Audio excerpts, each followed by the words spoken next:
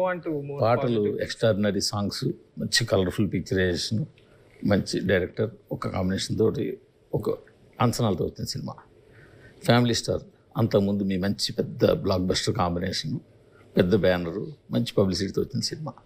ఇది దీని గురించి తెలిసిందే. ఈ మూడు కలిపి ఇప్పుడు మీకు ఒక బేసిక్గా ఒక సినిమా కానీ, స్క్రిప్ట్ కానీ, బ్యానర్ కానీ సెలక్షన్ మీద ఏమైనా ఒక రకమైనటువంటి ఒక లెసన్ కానీ, లేకపోతే ఒక ఐడియాని కానీ, ఒక గ్రిప్ కానీ ఇచ్చేయా?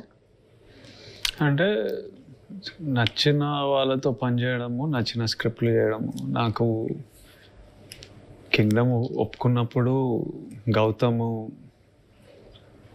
అని వీళ్ళంతా ఈ టీంతో వర్క్ చేయాలని నాకు ఉండే. ఈ సినిమా ఇదే సినిమా తీస్తున్నామని నాకు తెలుసు. And we were all very satisfied with the film. Till today I'm very happy with the film. I would have loved outright discussion లేకుండా బ్లాక్ బస్టర్ రా సినిమా అనే ప్రేమ ఆడియన్స్ అంత ఎంజాయ్ చేసిన అనేది నాకు ఎనీ యాక్టర్, ఎనీ టెక్నీషియన్కి we would all enjoy that. But I'm super happy with whatever response it is getting. I'm super happy that జనాలు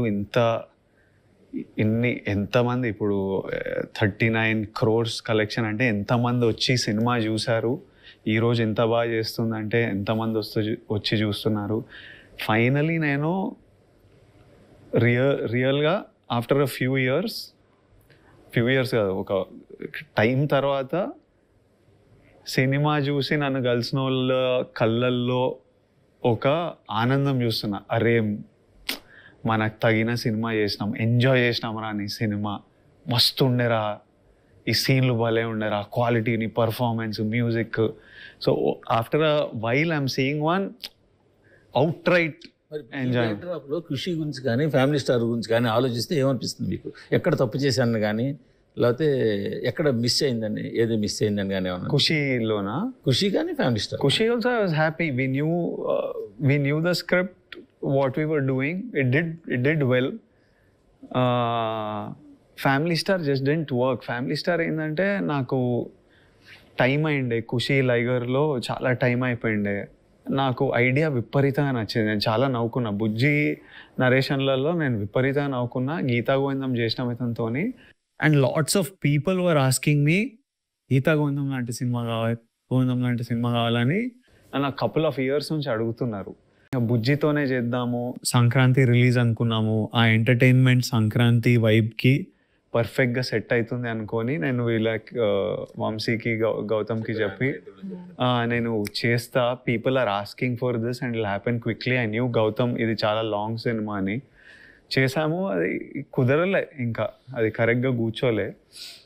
but all kinds of cinema చేస్తాం. Like Gautam's for example, I knew it was a classic action drama, old school, solid storytelling, like a slow burn.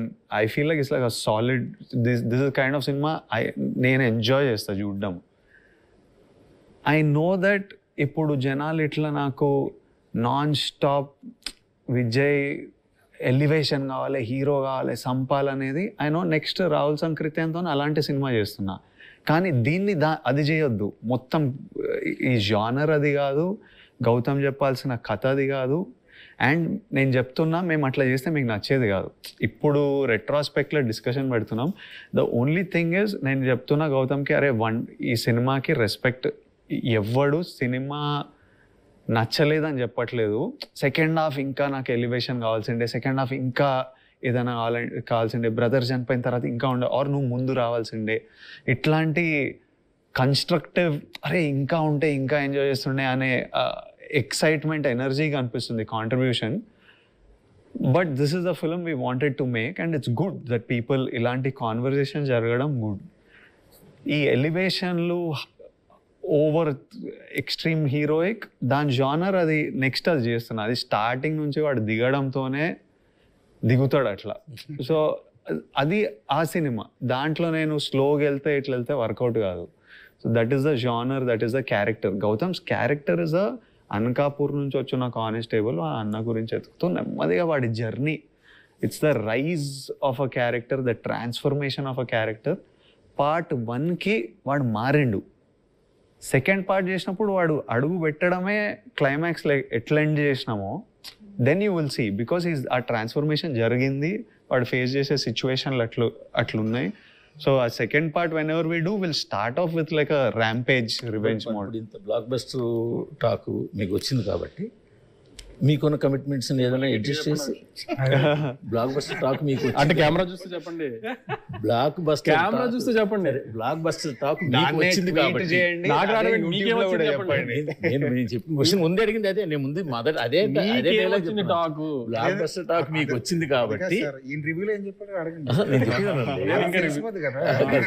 Block buster talk మీకు వచ్చింది కాబట్టి మీకున్న commitments ఏదైనా పక్కన పెట్టి chance part 2 ని చేయడానికి ఏమైనా అవకాశం ఉందా? అది ఇంకా ఫుల్ ఫ్లెజ్ గా రాయాలి, కొంచెం విల్ టేక్ టైం. మా ప్లాన్ కూడా విజయ్ గారు ఒప్పుకున్న 2 సినిమాలు అయిపోయే టైంకి క్లైమాక్స్ లో క్యారెక్టర్ చూపించారు కదా, అది ఒక స్టార్ హీరో చేస్తాడని మరి సరదాగా చెప్పారా? సరదాగా ఏం లేదు, అంటే మీరు కొన్ని చెప్పేసి చేస్తారని అది ఇంకా అంత దూరం వెళ్ళలేదు.